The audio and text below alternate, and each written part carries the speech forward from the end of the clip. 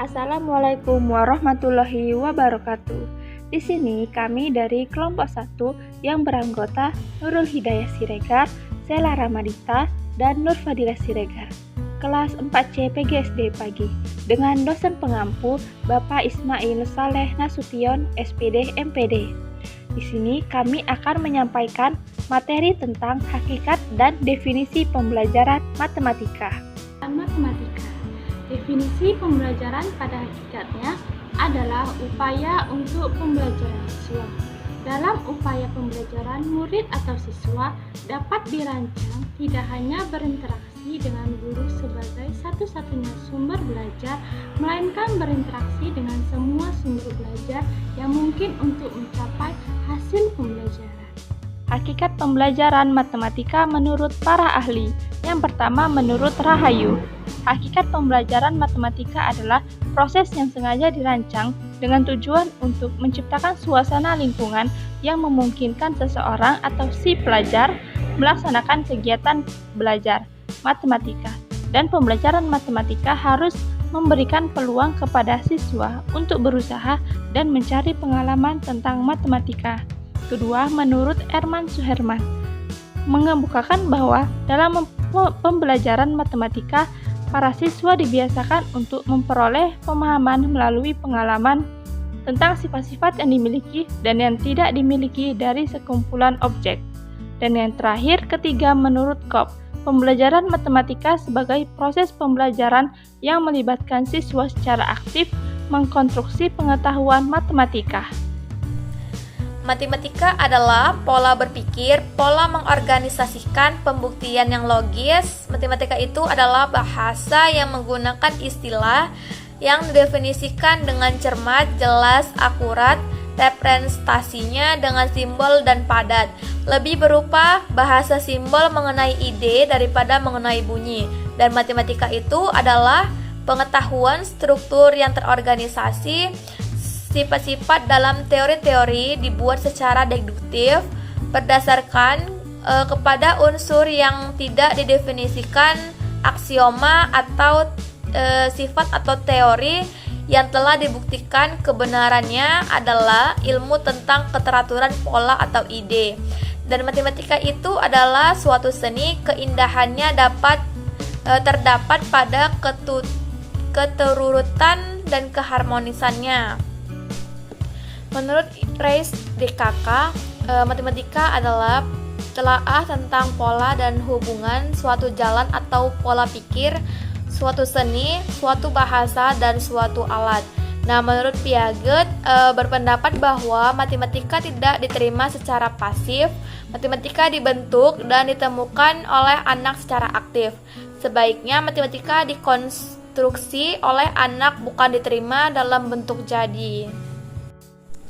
Menurut James mengatakan bahwa matematika adalah ilmu tentang logika mengenai bentuk, susunan, besaran, konsep-konsep yang berhubungan satu dengan yang lainnya, dengan jumlah 13 yang banyak, yang terbagi ke dalam 3 bidang, yaitu aljabar, analisis, dan geometri.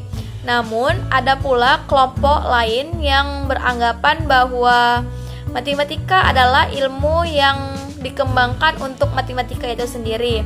Ilmu adalah untuk ilmu dan matematika adalah ilmu yang dikembangkan untuk kepentingan sendiri. Matematika adalah ilmu tentang struktur yang bersifat deduktif atau aksiomatik, akurat, abstrak, dan ketat. Dengan memperhatikan definisi matematika di atas, maka menurut Asep Jihad dapat didefinisikan bahwa matematika jelas berbeda dengan mata pelajaran lain dalam beberapa hal sebagai berikut. Yang pertama yaitu pembahasan mengandalkan tata nalar, artinya info awal pengertian dibuat seefisien mungkin. Pengertian lain harus dijelaskan kebenarannya dengan tata nalar yang logis. Yang kedua yaitu pengertian atau konsep atau pernyataan sangat jelas berjenjang sehingga terjaga konsistenannya. Yang ketiga, melibatkan perhitungan atau operasi. Nah, yang terakhir yaitu dapat dipakai dalam ilmu yang lain serta dapat dikembangkan dalam kehidupan sehari-hari. Selanjutnya, tujuan pembelajaran pada matematika. Nah, matematika juga mempunyai tujuan. Adapun tujuannya yang pertama, melatih cara berpikir siswa dan bernalar dalam menarik suatu kesimpulan. Yang kedua, mengembangkan aktivitas kreatif yang melibatkan imajinatif, intuisi, dan penemuan dengan mengembangkan pemikiran divergen, original, rasa ingin tahu, membuat prediksi dan dugaan. Yang ketiga, mengembangkan kemampuan dalam memecahkan suatu masalah. Dan yang keempat, kemampuan menyampaikan informasi atau mengkomunikasikan gagasan antara lain melalui pembelajaran secara lisan, secara catatan, secara grafik, secara peta, diagram, dan menjelaskan gagasan lainnya.